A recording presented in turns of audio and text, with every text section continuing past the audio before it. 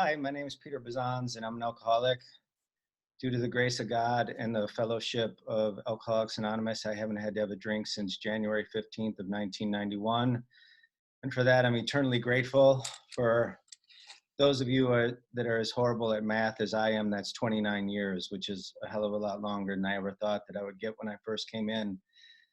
I want to thank Carl for asking me to speak, and Lindsay, thank you for that reminding me of that incredible day, with the Dalai Lama. What a blessing. And I was going to say, last time I did this, I got to have Chinese food with you both before the meeting. And I feel a little bit cheated, but I'm grateful that I can see you both. You still owe me dinner. And I look forward to seeing you guys in Covina sometime soon, even though this isn't Sunday night. I had a great time last time we did this. But I have so many dear friends on this meeting. I also have my parents. I'm watching my dad eat dinner on the screen right now. I never imagined that we would be experiencing this kind of AA meeting in my lifetime. For those of you who know me, know that I am not the circuit speaker in the family, and this is not really my forte. Whenever I'm asked to do something in Alcoholics Anonymous, though, it's truly an honor for me. And I think that we stand on the shoulder of giants here in AA. Some of my heroes are in this meeting, and I love Alcoholics Anonymous, and I'd be remiss if my lack of speaking skills did not translate that. I'm truly grateful for Alcoholics Anonymous and everything that it's given me and my family. If it wasn't for AA, I quite literally wouldn't have a family. My entire family is basically in recovery in some way, shape, or form. So that said, I'm going to try to tell you a little bit about what it was like, what happened, and what it's like now. Uh, because of my father, I grew up in Alcoholics Anonymous. From a very early age, my dad was hyper active in Alcoholics in AA. And I grew up in AA houses, going to AA conventions with sponsees in the house, running around meetings, and it was always a part of my life. After I had been sober for a little bit, I learned that for 4 generations, my fathers had been alcoholics. And my great-great-grandfather died from a cure to alcoholism that he sent away for in a magazine and widowed his wife and 4 kids, I think it was.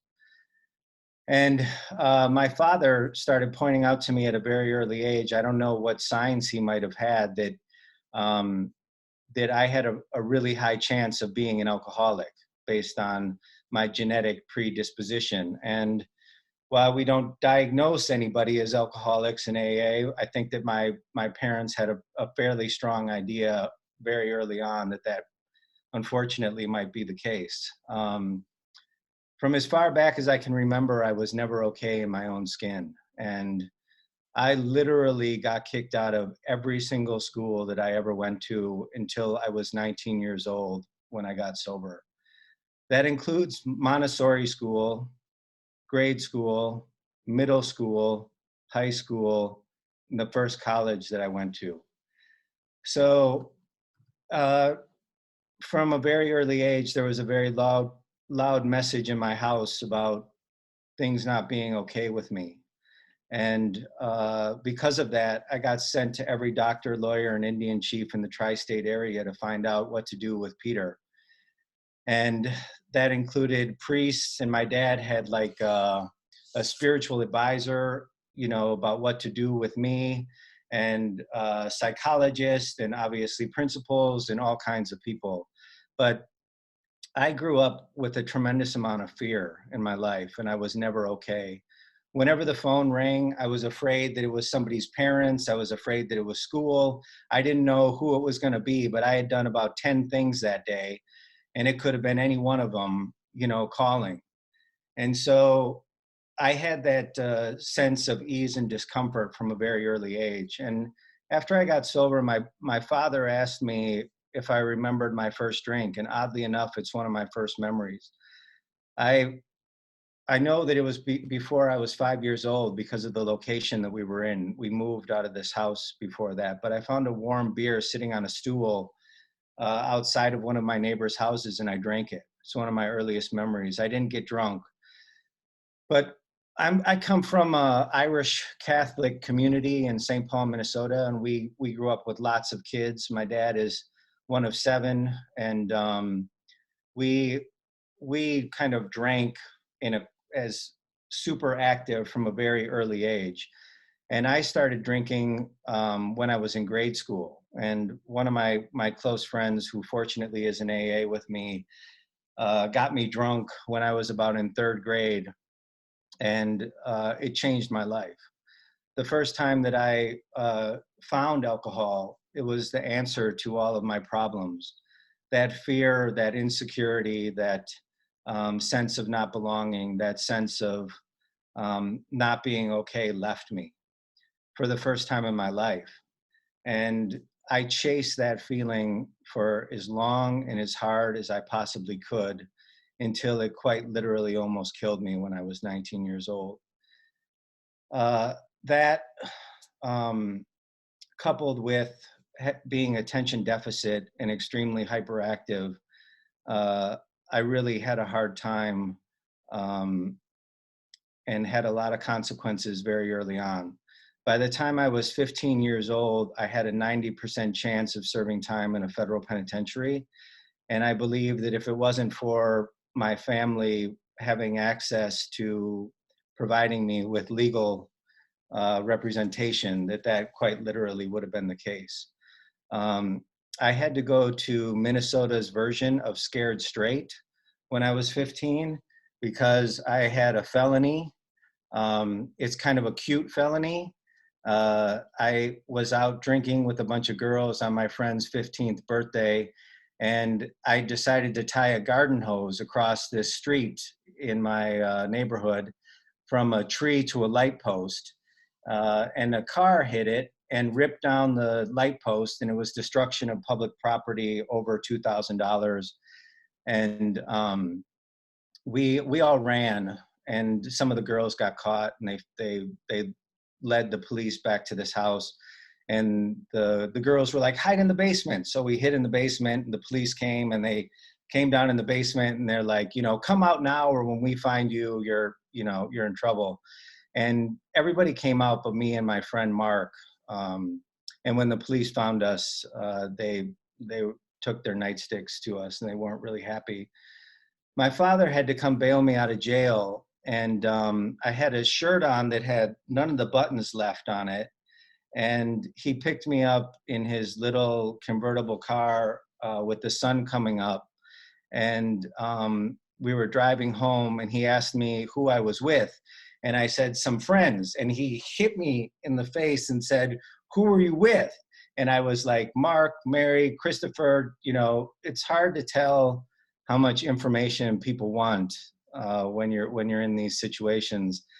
But from a very early age, we're blessed to have a lot of recovery in our home. But I also had a lot of issues with my father, around anger and sometimes some violence. And all of those things coupled together made me be very uncomfortable from a very early age. By the time I got to high school, I ended up going to an all-boys Catholic military academy that my father went to and my brother went to. And I was a freshman at that academy. They're in the top 6% of all military academies in the United States. And I had my hair dyed blonde, and I took a razor to the side of my head, and I shaved both sides of my head. I looked like the poster child for drug abuse. And I literally did not fit in at that school in any way, shape, or form. And if it wasn't, for the fact that we probably had like 10 family members in that school at the time, I would have gotten kicked out a lot sooner than junior year, which eventually ended up happening. But, for me, I don't know what it was, but I used to like watch cartoons when I was a kid, and I was thinking about it.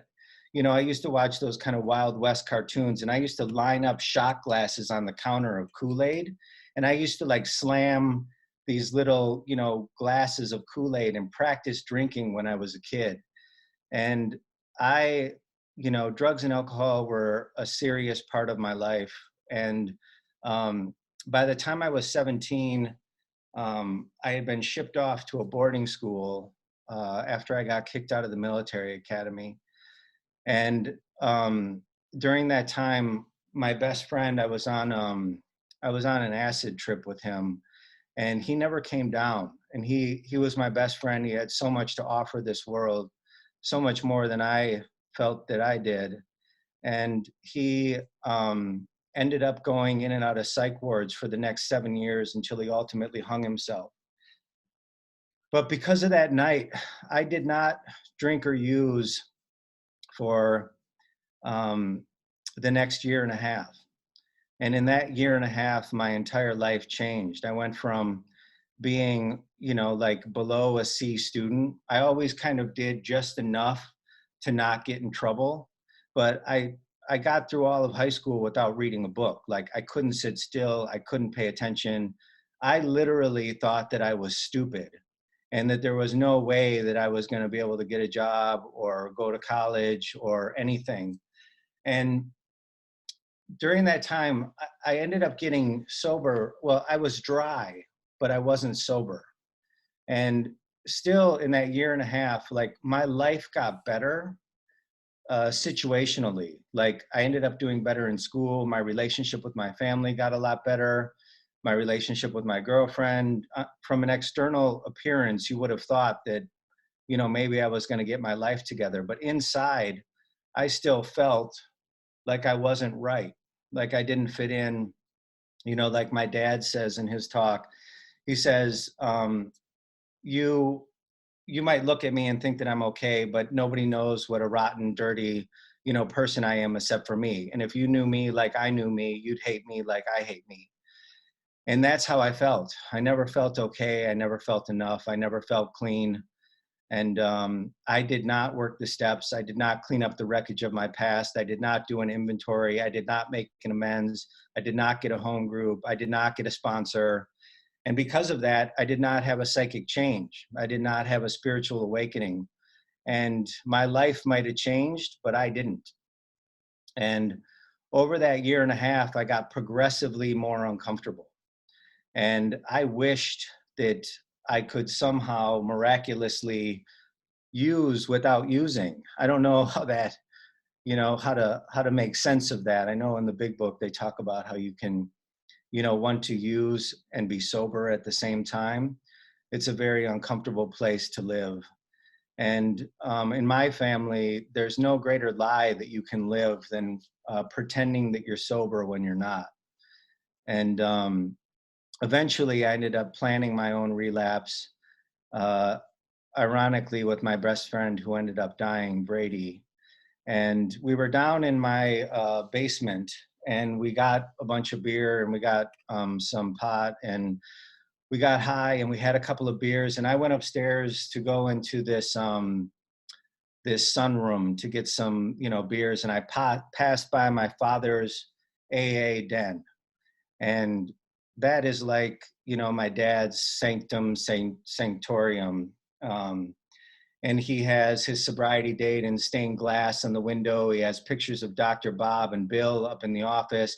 He had a copy of every big book that's there in the world. He had the rough draft of, Bill's story and Dr. Bob's golf clubs. I mean, like, it's just a crazy, situation. But I walked by that office, and all of a sudden it hit me.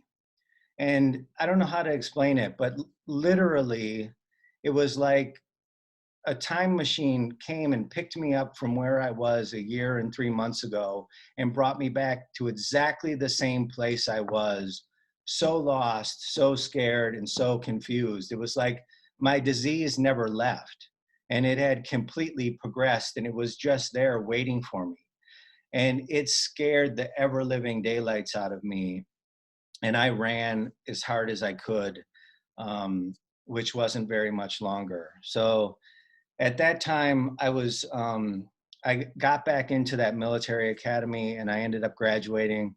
My dad got me a job at this electroplating factory from one of his, best friends from high school. I ended up, getting a dirty drug test there, and then taking off with the Grateful Dead for the summer, and going off to Chicago to go to a week-long series of shows there. And my family had no idea where I was. I think I was supposed to be back. I was obviously supposed to be working. I was due to go away to college in Denver, and very soon. And nobody had heard from me. And I was coming back from the Grateful Dead shows with my friend Brady, and I got pulled over in Wisconsin doing 99 and a 55. And I had a huge quantity of illicit drugs on me, and it was over the weekend. And I had 3 calls to prevent going to jail, and I had to pay the ticket on the spot because I was out of state. So first I called my friend's mom, and she gave me her credit card, but it was over her limit. And then I called my semi-girlfriend at the time who wasn't home, and I asked her sister for her credit card number, and she told me where to go very quickly. And the last call was to call my parents. And I ended up getting my parents, and they asked me if I relapsed, and I said yes. And I ended up coming home, and once again we were going to have a talk about what to do with Peter. Now, I was due to go away to college in Denver, and my mom, being such an amazing member of Al-Anon, had gratefully completed all of my college applications for me, knowing that there was no way that I would have been able to apply to college by myself.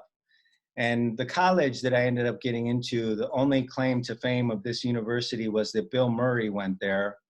And it was this small party school in Denver, Colorado. It was just like kind of an island of misfit toys. And when I got there, my mom ended up driving me there after I gave one of these talks that would kind of get you elected to Senate. At least I felt like it at the time. I think that my parents knew that I was going to crash and burn, but they had no other choice than to kind of let me go and, see what happened. So I ended up going away to this small college. And of course, I ended up rooming with one of the biggest notorious partiers from that military academy, the only other kid who's in the school. And I had been there about 3 months, and it was time to come home at Christmas break.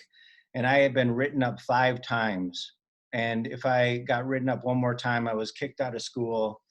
And like what happened to me there is what happened to me almost every place that I was. I had an angel kind of come out of nowhere and always look after me and always try to protect me. And one of my professors ended up giving me her car, helping me go to Alcoholics Anonymous meetings. My dad hooked me up with a local AA guy who came and picked me up all the time. And I ended up getting sober, thankfully. I wouldn't say that I was really sober. I was, only sober a couple of months when I came home at Christmas break. And I ended up, it was New Year's, and I had 3 months on New Year's. And I went out with one of my best friends from high school, and 15 minutes past New Year's, I ended up relapsing again. And 12 days later, I rolled my car 3 times in a blackout, got charged with 3 DWIs, did not have my seatbelt on, put my head through the windshield. I ended up in the passenger seat. My friend ended up in the driver's seat in the middle of a blinding snowstorm. And I had a 0.29 blood alcohol level. I hadn't drank in 2 hours. I almost killed a Marine in a fight about 2 hours earlier. I left him unconscious in the middle of the street. And he's in a law firm. His father's in a law firm with my uncle. They're both partners in the same law firm. And, I ended up getting taken to the hospital, and all of this is in the police record. But the police had to hold me down while they stitched my head together as I talked to them about what horrible people they were and what horrible parents they were. And then they took me, they were about to take me to detox. they had me handcuffed when I left the hospital, and I tried to make a run for it. That didn't go too well. They just kind of kicked my feet out from under me. They took me into detox, and I went in there, and they had to take all of my Grateful Dead accoutrement off of me, all of my jewelry and bracelets, and um, they put me in the shower, and I had blood all down my face because I had stitches in my face where my head went through the windshield, and they had to wash my clothes. And I ended up punching the wall when I was in the shower because I was so upset. And they took me and they threw me in a little drunk tank room with a little mattress and the tilted floor so I wouldn't choke on my own vomit. And they left me in there for about 2 days, and then they took me out and gave me a cold tray of fish, and they told me that I could make some phone calls. Now, nobody knew where I was, and I ended up calling my parents, and my dad was out of town talking. My mom was at an Al-Anon meeting, and my brother was painting at an AA house. But I ended up eventually getting a hold of them, and my mother and my brother came and picked me up. And I had blood stains all down my clothes. I had stitches in my head. And, there's a lot of times where you can kind of hide how you're doing in your life, but this was not one of those times. And I came out of there, and it was right around Christmas. And I came home to a dinner party of 15 of my parents' closest friends at our house. And I'm sitting there, like Rudolph the Red-Nosed Reindeer at the dinner party. And my dad's business partner's there, and he's been sober, I think, just about as long as my father. And he asked me to go have lunch with him. Now, I grew up around AA. I grew up hearing my father speak in meetings since I was a child. I knew about the steps. I'd gone to meetings. I thought I knew what AA was. But, I thought once again that this guy was going to have a talk with me about my life and about why I was killing myself and about where I was going. And I don't know why I ended up going to lunch with him. It was one of those things that I would have tried to get out of any chance I could have. But I ended up going to lunch with him. And instead of him talking to me about my drinking, he told me his story, and my life changed. And, as my dad says in his AA talk, this is the power that one alcoholic has with another alcoholic, that nobody else can have in our lives. I had so many people try to help me in so many different ways. And I sit down with this man that I've known basically all my life, and he tells me his experience with alcohol, and my life changes there on the spot. Now, this guy was in a car wreck, and I think it was Volvo bought the wreck to show what somebody could live through in one of their cars. And he basically, kind of told my story. And after that lunch, I was due to come home. And once again, my whole family was lined up at the fireplace to have a conversation about what to do with Peter.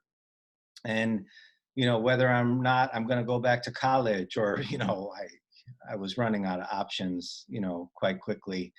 But I just came into my dad's den once again, and I sat down and I said, I want to go to treatment. And they just kind of all got up and ran for the phone. And, what was funny though, even my dad, being so active in Alcoholics Anonymous, they could not get me to Hazelden for 3 days. And, I was in so much pain after what happened to me.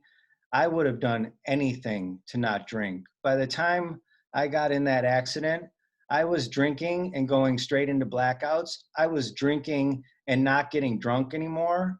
And I was so far past getting any ease or comfort from drugs or alcohol in my life that I was at the jumping off point. And I had seen the edge, and I knew where I was going: hospitals, institutions, or death. And they were starting to happen for me. Despite my desire to not want to drink, I would have done anything not to drink. it says in our book that we cannot remember with sufficient force the pain of yesterday, a week ago. And despite that, I ended up getting high just in those 3 days before I went into treatment, because I don't necessarily have a drinking problem. I have a living problem. And drugs and alcohol are my coping mechanism for how to deal with being maladjusted to life. Now, the night I rolled my car, it was my last drink, but it wasn't the last time that I used. And I ended up getting into this Hazelden program that they have for people who are 15 to 25 uh, years old. And I was a very angry young man when I got into that program. I had a huge chip on my shoulder. I was such a fighter by the time I came to AA. My senior year, I was at this party and a fight broke out at the party, and I jumped into the party. I mean, jumped into the fight, and I tried to break up the fight. And my friends came out of this house and they saw me in the middle of this and they all just tackled me. And I'm like, what are you guys doing? I'm trying to stop this fight. And they're like, look, we saw a fight and we saw you. And that was it. And we just, so you, you know, if you wanted to fight with me, you were going to get it. It didn't matter how big you were. It was just kind of how I was wired. And I was so scared by the time I got into treatment, but I really wanted to change. And to me, one of the most interesting things about treatment is they say statistically, the same percentage of people who go into rehab so you can go into rehab wanting to get sober, and you can go into rehab not wanting to get sober, but ironically, roughly the same percentage end up getting sober. And the reason for that is because this program is not for people who want it or not, it's for people who do it. And if you end up doing it, it actually works. And despite all of my defects of character and despite how angry I was, I actually worked the steps to the best of my ability. And it was around the third step that I had kind of a spiritual awakening. And all of the fear that I had just kind of left me for a little bit. And I was able to do a fourth step to the best of my ability. Now, looking back on that fourth step, I know that that wasn't an inventory. It was much more like a confession. But more than anything, it made me a member of Alcoholics Anonymous. And I did not hold anything back.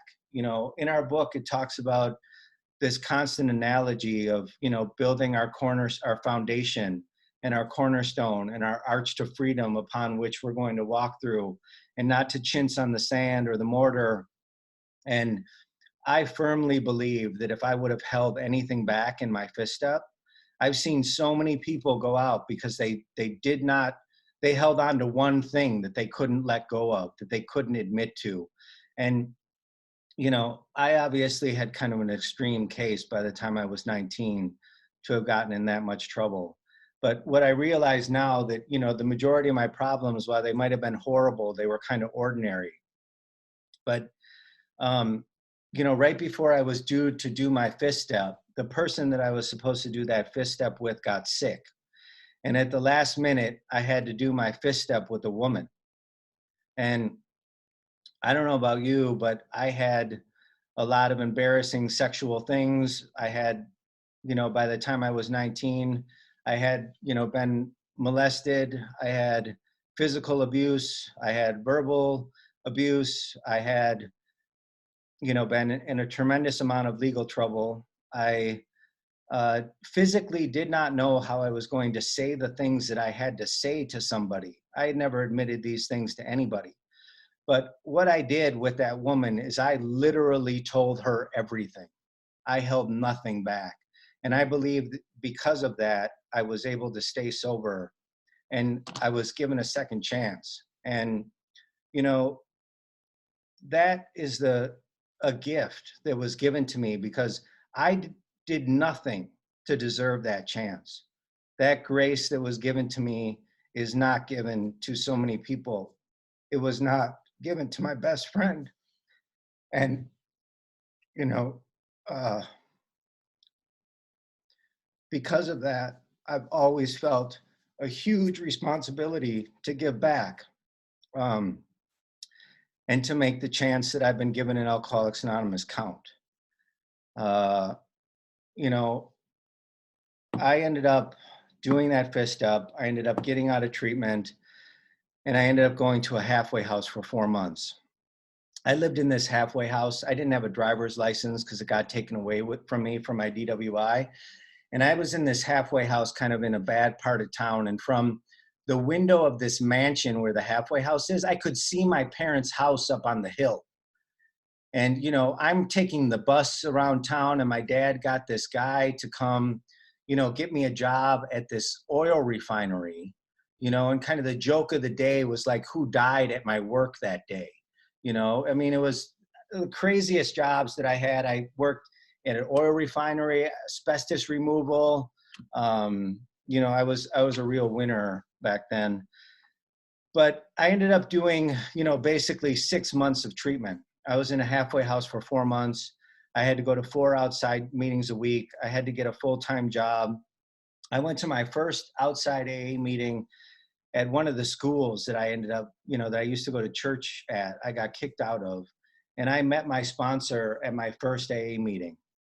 Now, that man has been my sponsor for the last 29 years. And he quite literally saved my life in every way, shape, or form. That man loved Alcoholics Anonymous. He literally has his big book completely dissected in a 3-ring binder, cross-referenced with every other piece of AA literature. And this was 30 years ago. Like, that might be the trend now, but it wasn't the trend then. And Alcoholics Anonymous saved his life. And it saved mine too. He had a ponytail he called his war braid down to his butt. He wore combat boots and a leather jacket and a flannel shirt with his collar flipped up.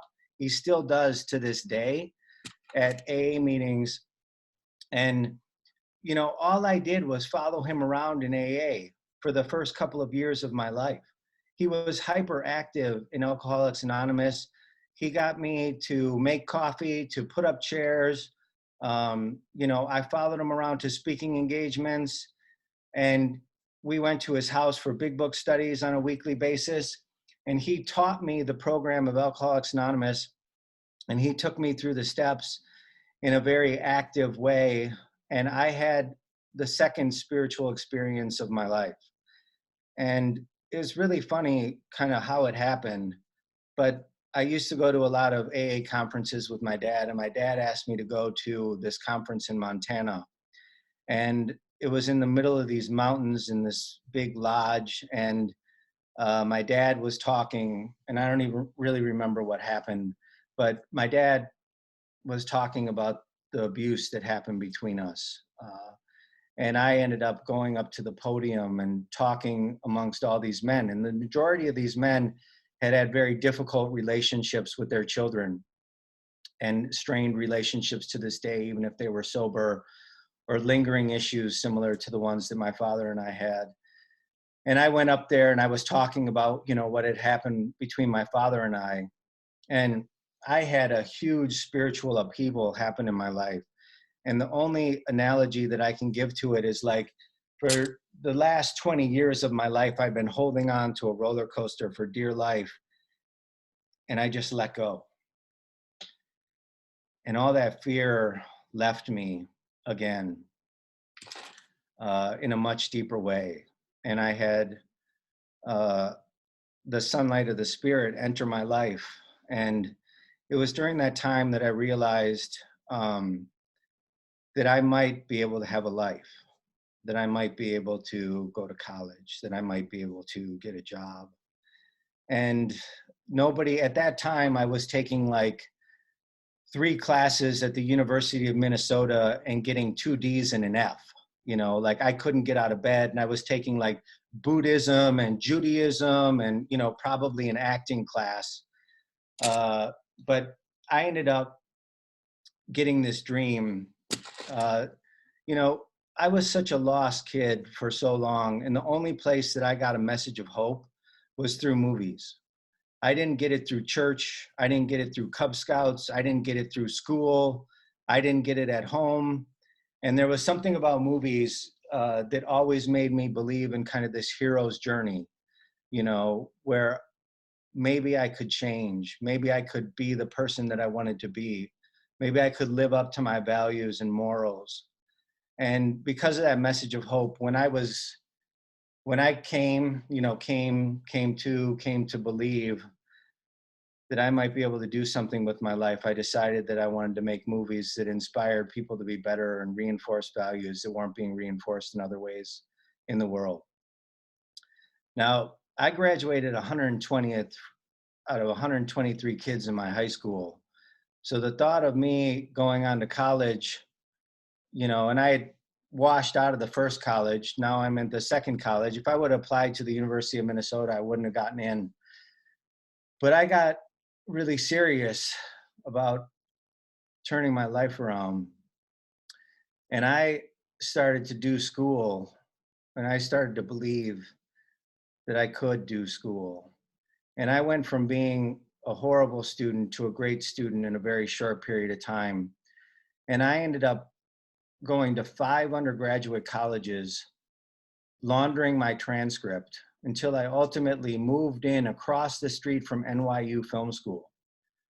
Now, again, I had this crazy person, Bill Pittman, just came out of nowhere, and he wrote Drop the Rock. A friend of my father's came out of nowhere. I had this dream to go to NYU Film School, and he just came and took me to New York. He's like, we're going to get Peter into NYU, sold this to my parents. And, before you know it, I'm living across the street from NYU Film School. I'm not kidding, across the street. I moved in. I got turned down 3 times from that school. I TA'd classes as a visiting student. I interned with professors. I took classes as a visiting student until I ultimately got in. And I ended up graduating and doing some things that nobody thought were possible in that film school. Now, I left there and I went to Hollywood. And my sponsor, because I was still, pretty young, he was super smart. So I kept the sponsor that I always had. But when I moved, and I've moved 15 times in the last 29 years of my sobriety. I counted it the other day. My sponsor had me get a local sponsor wherever I went. My local sponsor when I got to LA was Lynn Wilder, who unfortunately just passed away. Another one of my heroes who, saved my life in so many ways. And I ended up working at Paramount and getting, kind of some amazing jobs. And I loved movies, but I did not love Hollywood.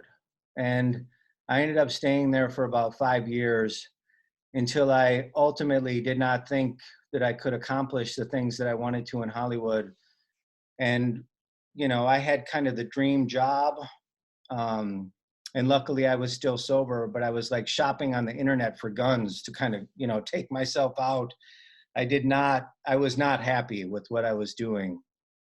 And sometime during that period, I ended up hearing about this amazing program that they had at Oxford University, where they were creating businesses around social issues, and they were calling it social entrepreneurship, which is a brand new field. So I ended up getting this dream that I was going to go to Oxford, and, I was going to get into this program, that's insanely hard to get into. And to make a long story short, I ended up getting into Oxford and getting into the Oxford Business School to do a master's in business. Now, when I applied to do an MBA, I literally did not know what MBA stood for. Okay, like I didn't know what an integer was. The thought of me surviving in that environment was completely foreign to me. But one of the blessings that I've had in Alcoholics Anonymous is that because I've suited up and shown up, and I've always tried to get in front of what was in my way, I've been able to grow through and overcome things that people quite literally would not have thought was possible in my life. So during that time, I ended up uh, getting an internship, and this goes to Lindsay's, crazy picture of us. I ended up getting an internship with the Dalai Lama now in India. And when people, say that they're afraid if they turn their will and their life over to the care of God, that they're going to end up in like a monastery in India. Well, that happened to me, and worse. So I've, still, you know, have my head shaved and I'm selling books at the airport, but it's better than the alternative. So I ended up going up to India, and I spent the summer with the Dalai Lama, and um, they asked me. I wrote a random letter to about 10 people online saying that I wanted to come work for them for the summer. I'll chop wood, I'll carry water, I want to do anything, I just want to be of service. And the Tibetan government wrote me back and asked me to come produce documentaries on his teachings for the summer. And I went up there, and I had no idea what I was doing, why I was there. It was such a crazy experience. But after I got there, I came up with this idea to make a film on the commonalities of the world's religions and peace and nonviolence. And I ended up going into the Dalai Lama's house. I know how crazy that sounds. And I'm sitting with his secretary. And in between me and his secretary, the whole time we're having this meeting, is a big book. And I'm sitting there and I'm looking at this big book and I'm like, why is this here? And I had just found out that I had seen flyers for an AA meeting while I was in town, but I was kind of scared to like ask anybody about it because people have varying perceptions of drugs and alcohol addiction. And we're talking about this idea of this movie, and he says, you know what's wrong with the world's religions? They all say this is what's wrong with that faith and this is what's wrong with that person, but they never say this is what's wrong with me and this is what I'm doing about it. And I picked up the big book and I said, this is one organization that does exactly what you're talking about. And he looked at me like, how do you know what that is? And I said, I've been sober, for the last 20 years. And I broke my anonymity to him. And because of that interaction, we ended up translating the big book into Tibetan after we found out that I found out that the Tibetans were being decimated by drug and alcohol addiction the same way that Native Americans were while they were, taken over or colonized. And, what are the odds that the one person that they would drop in that room right in between that big book and that guy would be the person who knows somebody at GSO because of my dad, the person, I mean, by a Venn diagram, I was, just a conduit to make that happen. And, that is just one of the examples of the countless miracles that have happened in my life as a result of Alcoholics Anonymous. And, my dad always says in his AA talk that he was kind of a guy who was born on third base, would spent his life congratulating himself for hitting a triple.